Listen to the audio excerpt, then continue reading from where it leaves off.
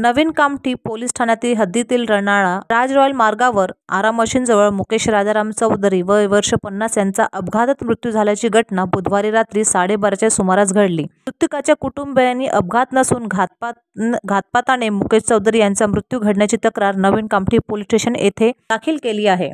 मुकेश चौधरी हे आपले एरखडा येथील मित्र प्रवीण आगाशे याला घरी सोडून आपल्या राहत्या घरी ऑरेंज सिटी पार्कला परत जात असताना अलंकार नगराजवळ अपघातात मृत्यू झाला। प्राथमिक उपचारासाठी मुकेश चौधरी यांना उपजिल्हा रुग्णालय कामठी येथे नेले असता गंभीर जखम लागल्याने मुकेश चौधरी यांना नागपूर येथील खासगी रुग्णालयात हलवण्यात आले। उपचारादरम्यान मुकेश चौधरी यांचा मृत्यू झाला। प्रेत उत्तरदायी तपासणीसाठी मेडिकल कॉलेज येथे पाठवण्यात आले आहे। नवीन कामठी पोलीस स्टेशनला अकस्मात मृत्यूची नोंद करून पुढील तपास कामठी पोलीस करीत आहेत।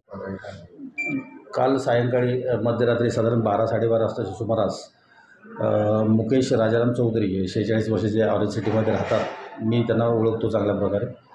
एका ठिकाणी ते घरी जात असताना जो भारत टाऊनचा रोड आहे त्या रोडवर त्यांचा अपघात होऊन ते मयत झालेले आहेत।